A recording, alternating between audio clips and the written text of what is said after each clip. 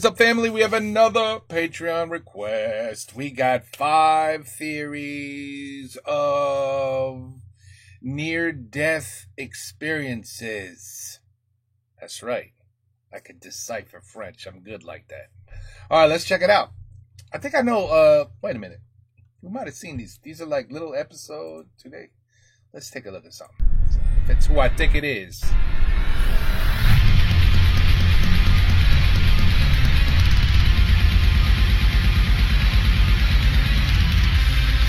Those are some crazy, crazy things we just watched, just so you know.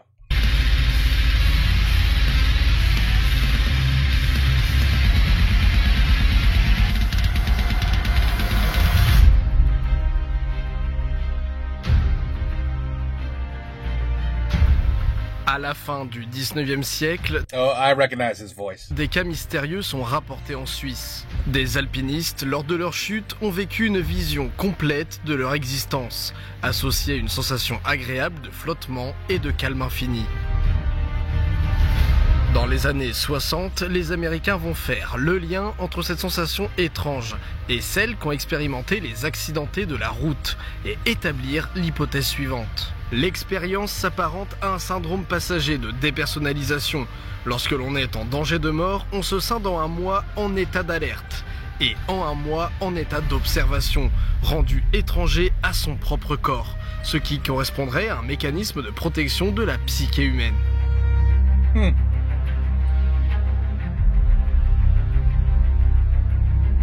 Par la suite, la médecine progresse et dans les hôpitaux, on arrive de plus en plus à réanimer des patients dont le cœur s'était arrêté. Certains patients rapportent eux aussi s'être séparés de leur corps durant leur mort clinique et d'être enveloppés d'un calme infini, d'un amour universel. L'expérience de mort imminente sera popularisée grâce au psychiatre Raymond Moody en 1975, qui a collecté des centaines de témoignages.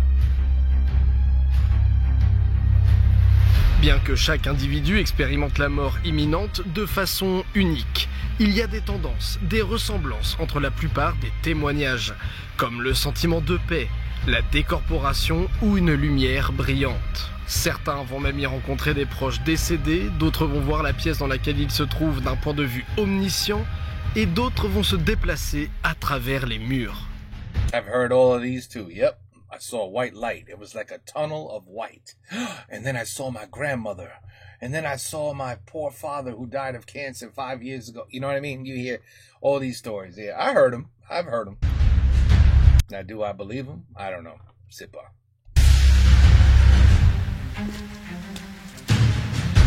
Ah ouais. C'est lui. C'est lui. Il a un petit chien avec lui.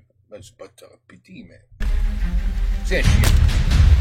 Nous voilà face à un très grand mystère, peut-être même le plus grand mystère de l'humanité.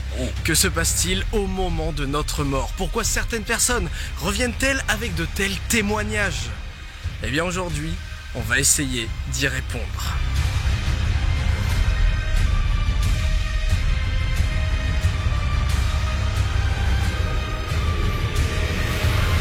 La prof, hein, la prof.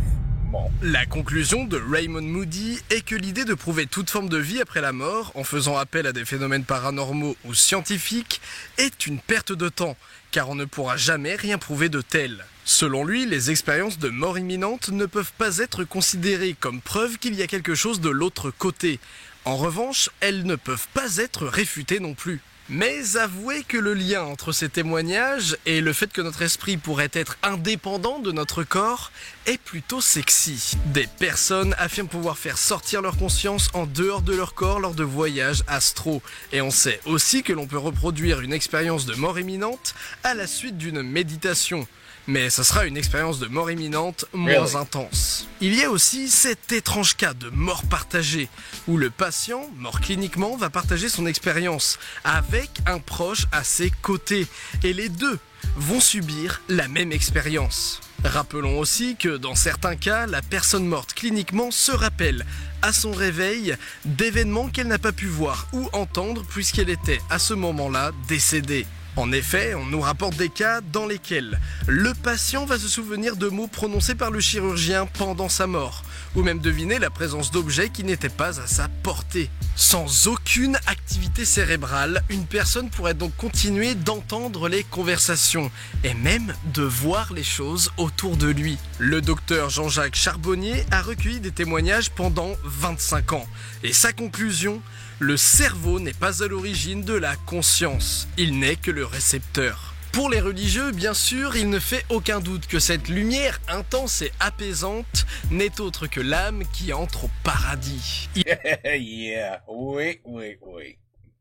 Yeah. Il existe cependant un faible pourcentage de personnes ayant fait des EMI négatives, dans lesquelles le patient est confus ou angoissé et est attiré par le vide, le noir, le néant. Preuve de l'enfer selon certains. Cependant, d'après les recherches de Kenneth Ring, il n'y a pas plus d'EMI chez les croyants que chez les athées, et rien ne semble lier la vie des personnes avec le type d'EMI qu'ils pourraient expérimenter. Et chose intéressante, des EMI négatives peuvent finir de manière positive, et une EMI négative ne veut pas forcément dire que la personne en aura un souvenir négatif. À croire que c'est en réalité le caractère ou l'attitude de la personne qui va engendrer une expérience positive ou négative. Si l'on s'accroche à la vie, on va avoir une expérience négative. Au contraire, si on lâche prise, on aurait une expérience positive. Ces expériences de mort imminente sont aussi importantes dans le mouvement New Age, dans lequel l'énergie et l'amour sont une priorité, que nous sommes sur Terre pour apprendre, pour cultiver son esprit,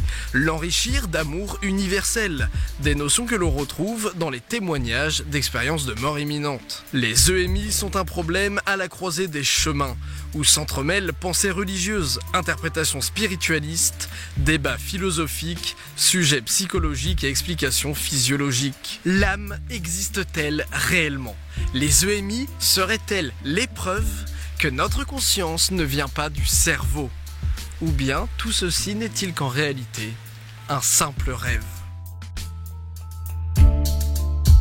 Could you imagine if we were all just living a dream and we're all somewhere else living, that we're here on earth with our family, working, paying taxes, raising our kids, and then we realize, oh crap, that was nothing but a dream, and you're really from another planet? That'd be cool. But that's not it. No. C'est juste un rêve, ouais. Oui, peut-être, absolutely.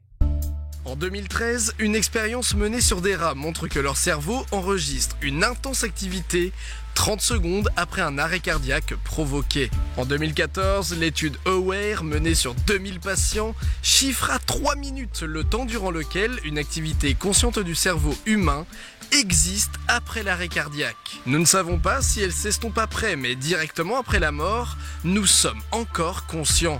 Le cerveau ne s'arrête pas quand le cœur s'arrête de battre, déclare Sam Parnia. Stephen Lorays, neurologue, nous explique qu'il est nécessaire de penser la mort différemment qu'on la pense aujourd'hui. Selon lui, il ne faut plus considérer la mort comme un événement qui survient d'un coup, mais plutôt comme un processus qui se produit en plusieurs étapes. Et si les EMI étaient un simple rêve? Un rêve que l'on peut faire durant ces 3 minutes. Un ultime rêve. The Egg Army, you like that, right? Yeah, des yeux. They thought they said des E. Des E. Un rêve que l'on peut faire durant ces 3 minutes. Un ultime rêve avant le sommeil éternel. Les adversaires de cette théorie peuvent rétorquer que, pourtant, tous les témoignages se ressemblent. Ce ne peut pas être un simple rêve. L'âme survit bel et bien. Malheureusement, ce ne serait que prendre les témoignages qui ne se contredisent pas. Par exemple, si en France, la plupart des personnes verront dans leur EMI un tunnel de lumière, ce n'est pas le cas dans certaines parties du monde. Au Maghreb, les témoignages concordent vers une simple porte. Ou en Inde, les gens voient une rivière lumineuse et peuvent même rencontrer des dieux. L'expérience de mort imminente semble donc bizarrement concorder avec notre héritage spirituel, avec notre bagage culturel. Il est cohérent qu'à 2 pas de la mort, on se mette à en rêver. Comme quand vous avez peur de quelque chose qui va se produire le lendemain et que pendant la nuit, vous en rêvez. Ceci expliquerait aussi les EMI négatives, puisque ce seraient tout simplement des cauchemars. Mais il est important de rappeler que toutes les personnes qui meurent cliniquement et reviennent ensuite à la vie ne rapportent pas toutes une expérience de mort imminente. Pour beaucoup de patients, il ne s'est absolument rien passé. Ne serait-ce pas ici la preuve que les EMI ne sont que des simples rêves? Car nous rêvons tous, toutes les nuits. Oui. Et beaucoup, au réveil, ne s'en rappellent tout simplement pas. Dans mon 5 théories sur les rêves, on avait parlé de rêves dans lesquels on retrouvait des proches disparus. Et j'aimais l'hypothèse que, puisque beaucoup trouvent que ces rêves sont beaucoup plus intenses que des rêves ordinaires, il s'agit du cerveau qui est un peu déstabilisé face au souvenir d'une personne qui n'existe plus. Dans les EMI, peut-être que cette sensation intense vient du fait que le cerveau ne comprend pas ce qu'il se passe. Se représenter la mort, imaginer le néant, l'absence de conscience, est une chose que le cerveau ne peut imaginer. Alors notre cerveau pioche parmi des éléments de notre bagage culturel comme la lumière blanche, le tunnel divin et les âmes de nos défunts. Les patients rapportant des choses qui se sont passées pendant leur mort ne viendraient donc que du cerveau qui continue de fonctionner pendant 3 minutes et qui intègre des souvenirs réels dans le rêve. Ben, tu sais quoi, ça c'est la même chose si tu noies. Si tu noies dans l'eau, that's usually where you drown, by the way, in the water. T'as à peu près 3 minutes, ils disent, with no oxygen. Pour pas être une vegetable. So, right? To continue brain activity, you have about 3 minutes before c'est fini. Wait. So that kind of makes sense right there, right? That makes sense. Your brain will function 3 minutes when everything else stops. So if you get revived within that 3-4 minutes, you could be okay. You could be absolutely fine. But if you're gone, if your brain has no oxygen for beyond 4 minutes, now you got a big problem. Even if they revive you.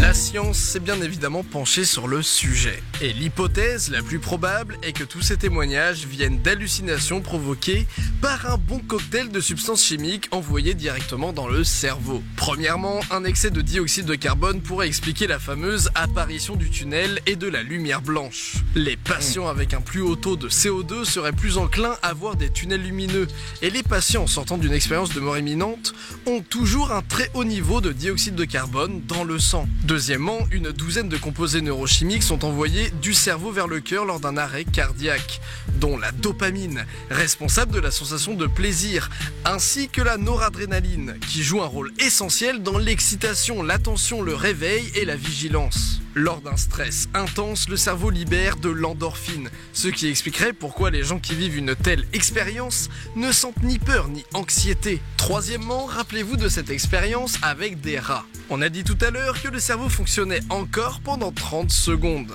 Le truc, c'est qu'il y a une hausse de l'activité cérébrale au moment du décès. La perception extrasensorielle, souvent ressentie, viendrait donc de là. Quatrièmement, la privation d'oxygène, évidemment.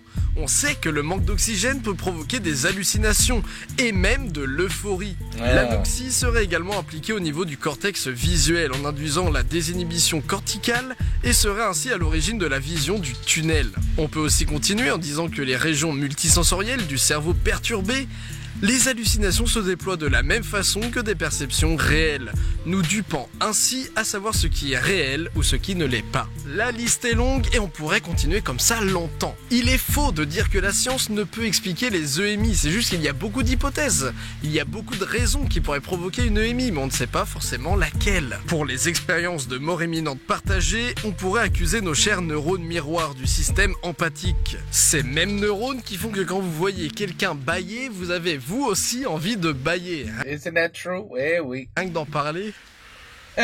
Oh, ne fais pas ça.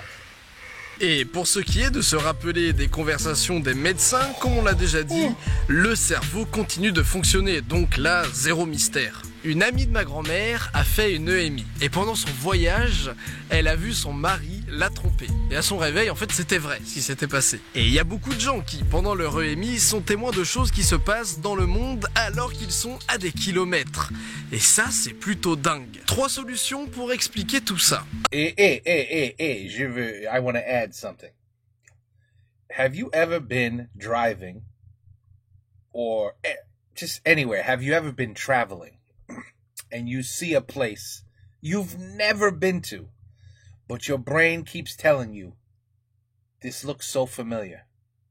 Or you see somebody you've never seen in your life and you're like, I know this person.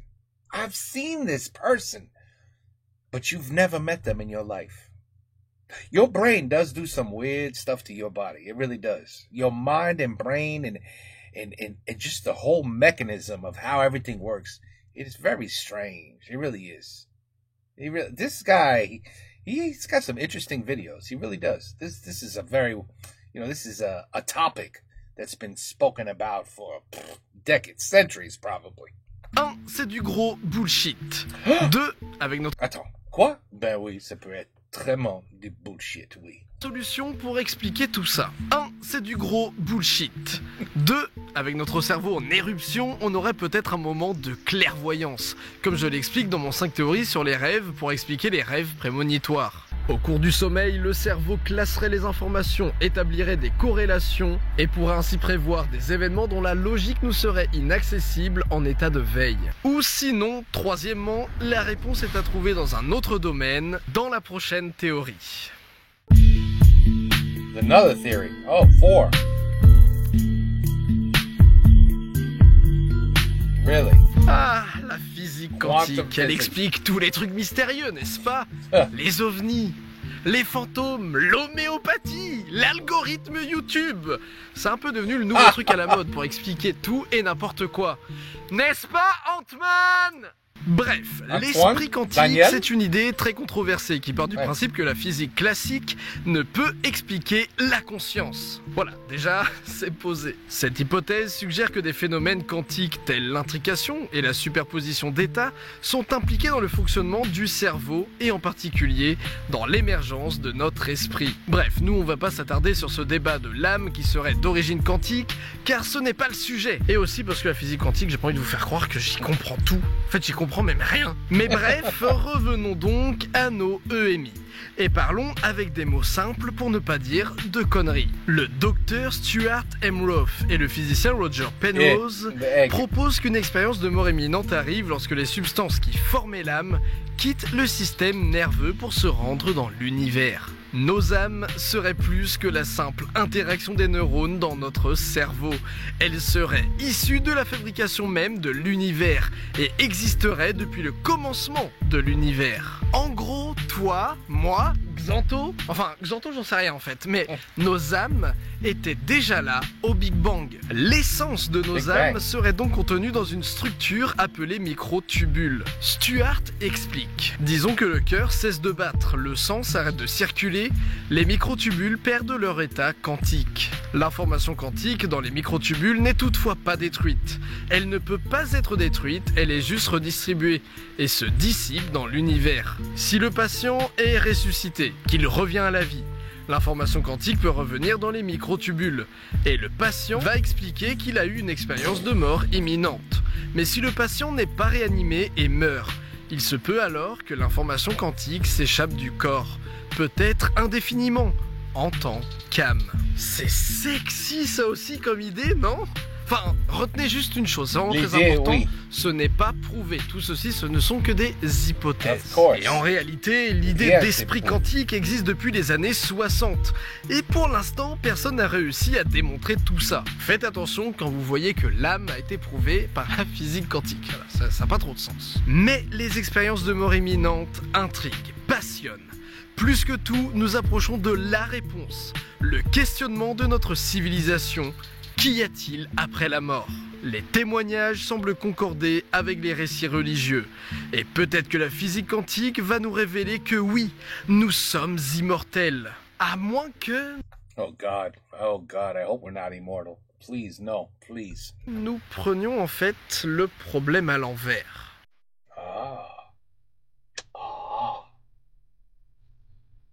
What is this one now? Another theory.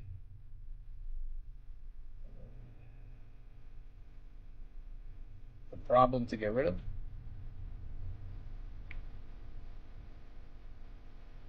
Depuis toujours, toutes les civilisations de notre espèce ont cru en la vie après la mort. Les premières pratiques funéraires connues remontent même à l'homme de Néandertal. Alors peut-être que lui aussi croyait à la survie de notre esprit dans l'au-delà. Nos ancêtres ont évolué. Les croyances ont changé, les religions ont changé. Mais jamais cette idée que l'humain possède une âme ne s'est envolée. Aujourd'hui, nous savons qu'il se passe donc des choses étranges au moment de la mort. Et tout le monde déclare alors que la vie après la mort existe, que nos croyances n'étaient pas fondées sur rien. Mais ce raisonnement est peut-être, sûrement, une erreur. Et si nos croyances étaient justement fondées sur les expériences de mort imminente? Je sais ce gars-là. Les EMI peuvent arriver lors d'arrêts cardiaques, mais aussi lors d'un coma ou d'un accident intense. En des milliers d'années, il serait peut-être un peu inconvenu de penser que les EMI n'existent que depuis quelques années. Parmi nos ancêtres, il y a sûrement des personnes qui ont fait des EMI. Et parmi nos ancêtres les plus anciens, là encore, certains ont dû en faire aussi. Et si les EMI avaient précédé nos croyances?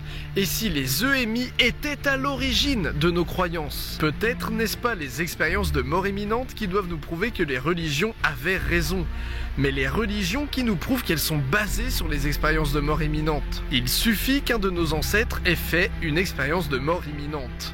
Il le raconte à une autre personne, qui le raconte à une autre, qui le raconte à quelqu'un qui en a fait une aussi, le raconte au chaman qui en a fait aussi grâce à des drogues, mêlé à tout ça, la mort qui fait peur, le ciel qui est un mystère, et hop, l'au-delà était né.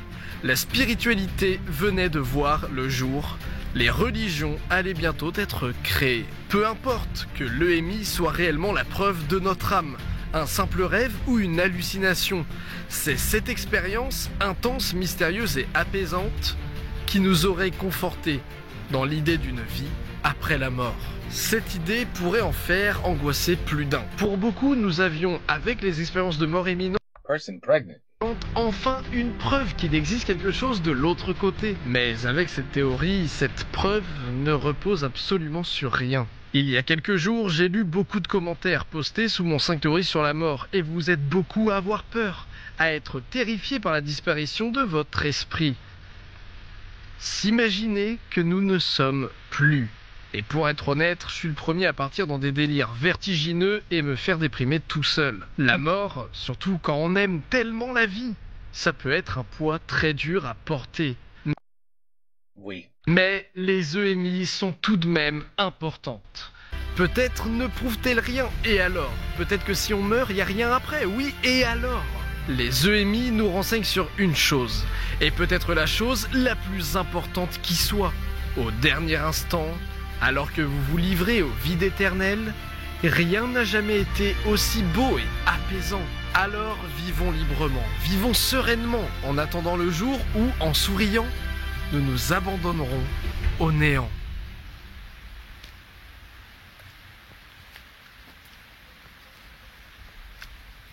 Et voilà. Et voilà. This... Oh. Chiropractic.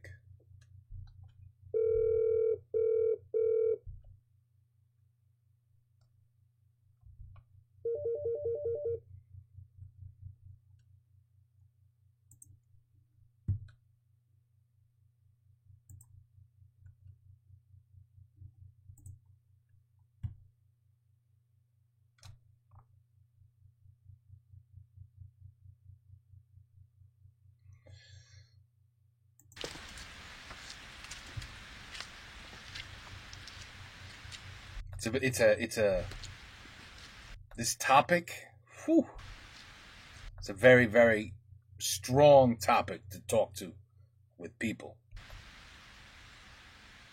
Every single person will have a different opinion. and not a single one could prove anything to either one. Jesus fucking Christ, this motherfucker.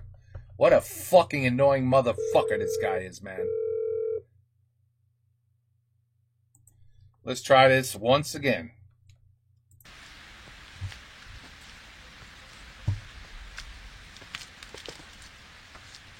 Adieu. Have a good day. It's a very interesting subject. Because with this subject, do you believe in life after death? You could go to a room filled with 20 people and have this conversation, and you will have 20 different answers of what everybody's beliefs are. And of course, the ones that say, when you're dead, you're dead. It's like stepping on an ant. The ant probably not going to heaven, and neither are you. There's probably that, again, it's an opinion, and you can't prove anything. No one has ever come back from heaven and say, oh yeah, there's a heaven up there. Oh yeah, I met the whole family. It's amazing. But man, is it overcrowded, because heaven has been around for since the beginning of time, when the first people died, when the cavemen died. So, it's so crowded up there, you have no idea. My soul keeps bumping into other souls. It stinks up there. It's way too many people. And of course, if you believe in heaven, you have to believe in hell. Then there's some people that believe that this planet that we're on is hell. That wherever we were in our past life, we did bad things, and we were sent to the planet Earth to live out this life as hell. Oh yeah, because think about it. We were sent here to do what? To wake up every morning, go to work, pay bills, be broke, stress, aggravation.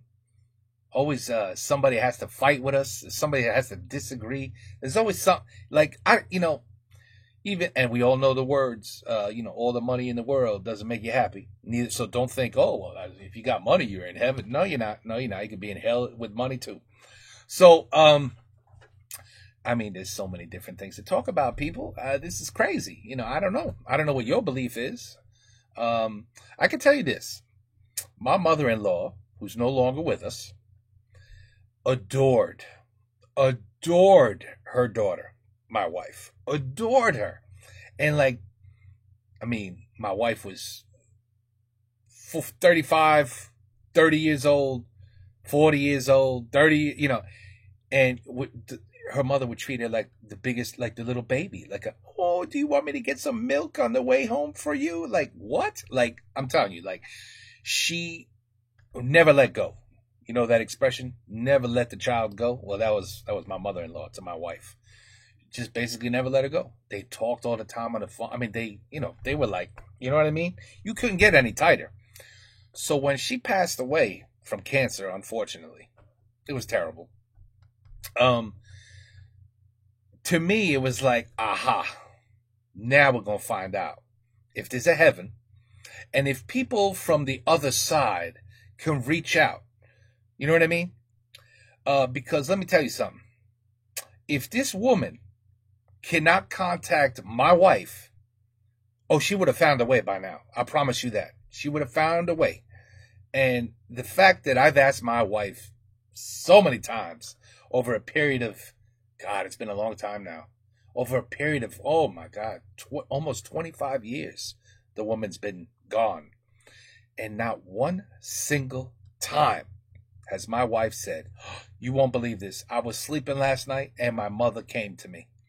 And we were having a whole conversation and she was there. It was so real. It was so amazing. Nothing. Not once into it. So I'm like, let me tell you something. If that woman is not contacting you, then there is nothing on the other side. Because that woman would be fighting. She'd be fighting. She'd be like, get out of my way. Get out of my way. I want to speak to my daughter. I have to get this message to my daughter. Oh, trust me, she would have done it. The fact that she not even once gives me very little doubt of what's up there. You know what I mean? But to each, of course, it's also a beautiful thing, right?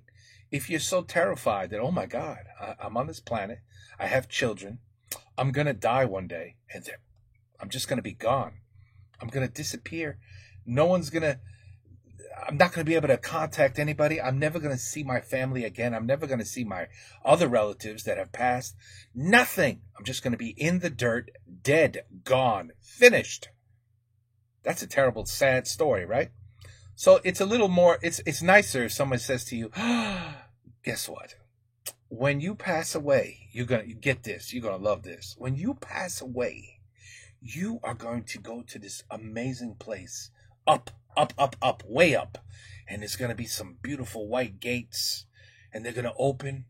And then you're going to be, oh my God, there's going to be all of your your relatives, everybody you knew. But get this, they're not old.